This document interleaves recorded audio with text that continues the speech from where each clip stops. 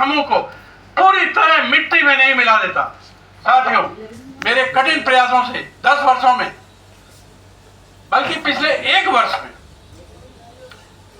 ED प्रवर्तन निदेशालय द्वारा संपूर्ण भारत में सहारा के 15 ठिकानों पर रेड यानी छापे डाले गए। अब 50,000 करोड़ से अधिक की संपत्तियां और नकदी जब्त की गई। साथियों, आज स्वतंत्रता दिवस के पावन अवसर पर मैंने एक विस्तृत आपराधिक शिकायत, जो कि मुख्यतः गैर कानूनी गतिविधियां अधिनियम 1967, जिसको धन शोधन निवारण अधिनियम के प्रावधानों में शामिल किया गया है, जो आतंकवादी कृत्य के लिए धन जुटाने हेतु दंड है, इस पर मैंने तैयार किया है। ये दंड जो है, इसका मुख्य धारा मैं पढ़ रहा हूं, धारा है 17। वो कहती है, जो कोई भारत में किसी विदेशी देश में प्रत्यक्ष या अप्रत्यक्ष रूप से किसी व्यक्ति या व्यक्तियों से वैध अवैध स्रोत से धन जुटाता है, प्रदान करता है या धन एकत्रित करता है, किसी व्यक्ति या व्यक्ति को धन प्रदान करने का प्रयास करता है, धन जुटाता है, एकत्रित करता है, ये जानते हुए कि ऐसे धन का उपयोग ऐसे व्यक्ति द्वारा किसी आतंकवादी संगठन या आतंकवादी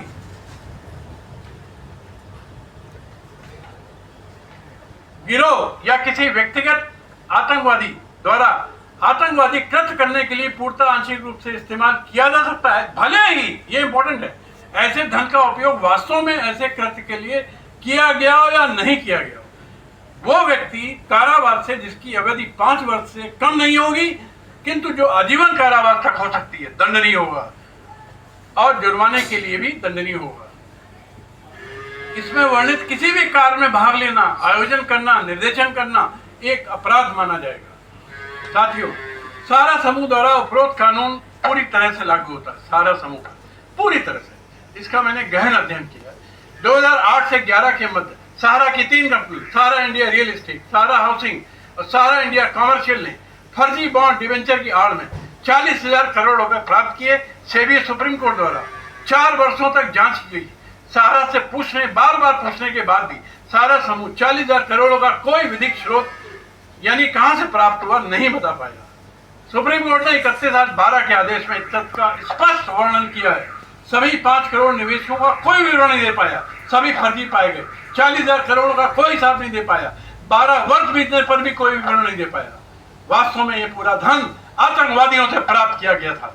ऐसा मैंने साबित करने का प्रयास किया है। जब भी कभी मौका पड़ेगा पूरी तरह साबित कर दूंगा, क्योंकि धारा 17 को ये पूरी तरह आकर्षित करता है। इसके अलावा एक तारीख है 31/5/12, एक दिन में उपरोक्त कंपनियों द्वारा 15,500 करोड़ रुपए नगद कैश निवेशकों को फर्जी तरीके से वापस करना दिखाया, लेकिन वास्तव में 1 पैसा भी निवेशकों को वापस नहीं किया और ना ही साबित कर पाए। इसकी पुष्टि सुप्रीम कोर्ट ने अपने आदेश दिनांक 6/5/14 में की है।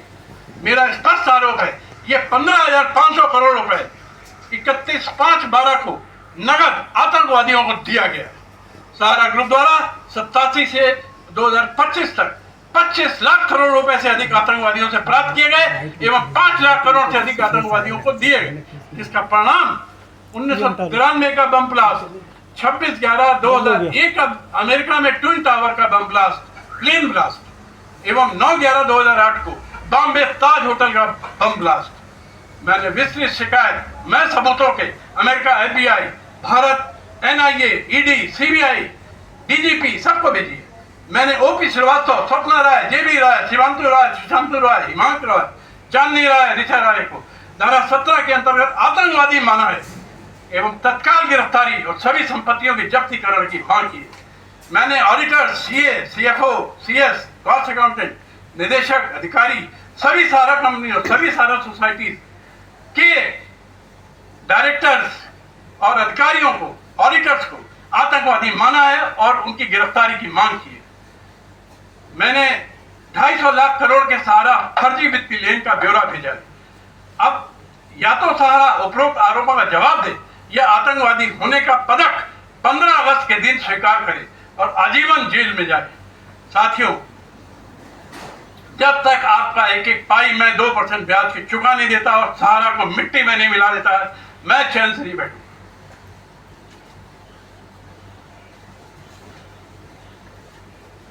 साथियों, भारत माता के सच्चे सपूत महानतम यशस्वी प्रधानमंत्री वो महान राष्ट्रभक्त आदरणीय मोदी जी ने ऑपरेशन सिंदूर के माध्यम से भारत की महान बहादुर पूजनीय सेनाओं ने 22 मिनट में आतंकवादियों के ठिकानों और आतंकवादियों को मिट्टी में मिला दिया, जिन्होंने मेरे भारत की 26 बहनों का सिंदूर धर्म पूछ कर उजाड़ दिया। दूसरी तरफ सहारा समूह के अत्याचारों के कारण 5000 निवेशकों ने आत्महत्या की और करोड़ निवेशक करने वाले आने वाले समय में कर सकते हैं।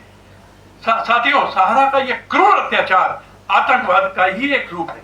इसलिए सहारा समूह के सभी निदेशक, ऑडिटर, सभी जुड़े व्यक्तियों को उसी तरह मौत के घाट उतारा जाना चाहिए जिस तरह इन आतंकवादियों को उतारा गया। यही मेरा भारत सरकार से निवेदन है। आइए मिलकर सहारा समूह को मिट्टी में मिलाएं, अभियान को सफल बनाएं।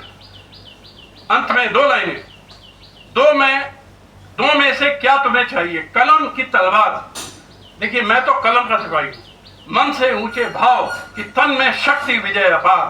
अंध कक्ष में बैठ रचोगे ऊंचे मीठे गान, या तलवार पकड़कर जीतोगे बाहर का मैदान। कलम देश की शक्ति है, भाव जगाने वाली, दिल की नहीं दिमागों में भी आग लगाने वाली। पैदा करती कलम विचारों से जलते अंगारे, और प्रचलित प्राण देश क्या कभी मरेगा मारे। एक भेद है और वहां निर्भय होते नर नारी। कलम उगलती आग, जहां अक्षर बनते चिंगारी। जहां मनुष्य के भीतर हरदम जलते हैं शोले। बादल में बिजली होते दिमाग में गोले। जहां पाते लोग लहू में हालाहल की धार। क्या चिंता यदि वहां हाथ में नहीं हुई तलवार। साथियों, इसी के साथ एक बार पुनः आपको 15 अगस्त की बहुत बहुत शुभकामनाएं। भारत माता की जय, भारत माता की जय, भारत माता की जय। वंदे मातरम, वंदे मातरम, वंदे मातरम। जय हिंद।